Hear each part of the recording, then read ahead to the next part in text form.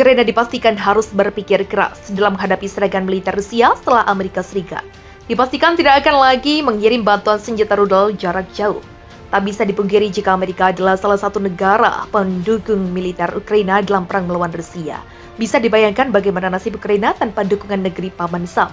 Pekan lalu sejumlah media Amerika memberitakan bahwa negara adik kuasa itu akan segera masuk sistem rudal jarak jauh ke Ukraina. Banyak media yang merilis informasi bahwa Amerika akan mengirim sistem peluncur multi-roket M270 dan MLRS M142 HIMARS. Jika memiliki dua sistem roket itu, maka bukan tak mungkin melancarkan serangan balasan yang bisa menghancurkan kota-kota besar Rusia.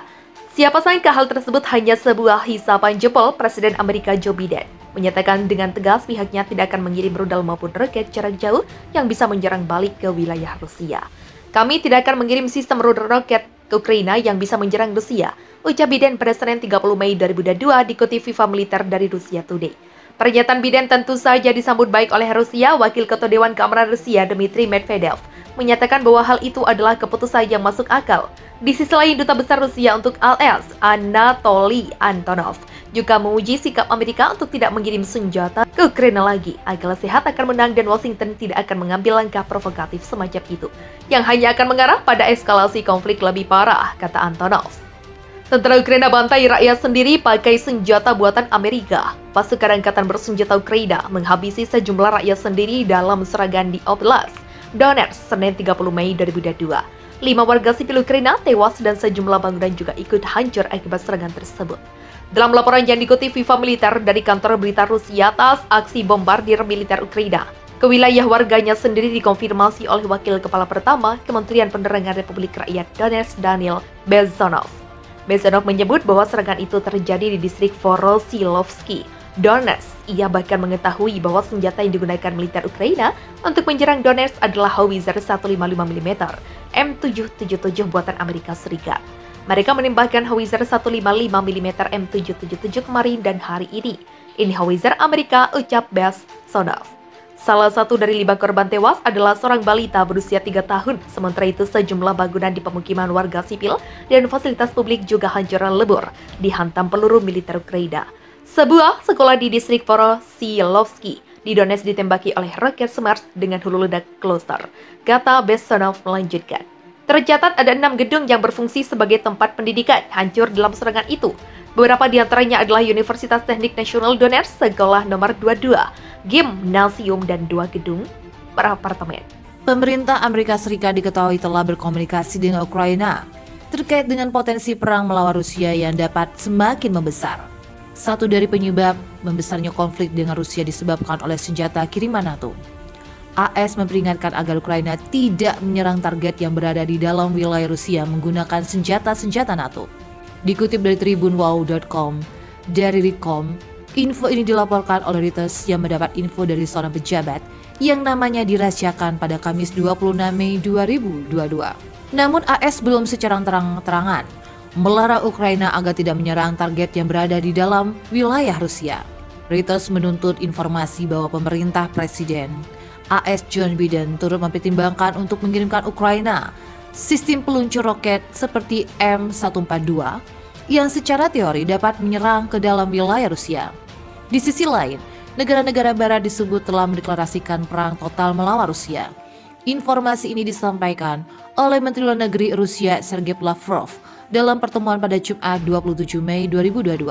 Lavrov mengungkit bagaimana saat ini negara-negara barat telah melakukan segala cara untuk menyerang Rusia dan pemerintahan Presiden Rusia Vladimir Putin. Dikutip dari tribunwow.com, dari RT.com, Lavrov menyebut negara-negara barat telah mengadakan usaha mereka berkali-kali lipat untuk menyerang Rusia. Berdasarkan keterangan Lavrov, cara negara-negara barat menyerang Rusia diantaranya adalah sanksi ekonomi hingga propaganda di media-media internasional. Terkait propaganda, Lavrov menyebut banyaknya propaganda yang mendikreditkan Rusia turut disuarakan oleh pejabat-pejabat. Sementara itu, tokoh pensiunan militer keamanan menganalisis jalannya perang Ukraina dan Rusia.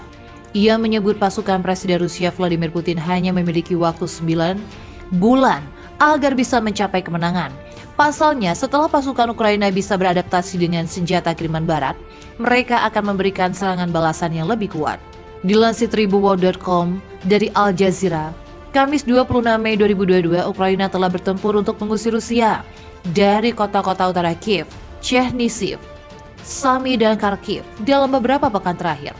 Namun menurut seorang pensiunan komandan NATO, Letnan Jenderal Konstantinos Loukopoulos, serangan balasannya belum berlanjut karena pasukan Ukraina membutuhkan waktu untuk meminimalisir peralatan militer Barat.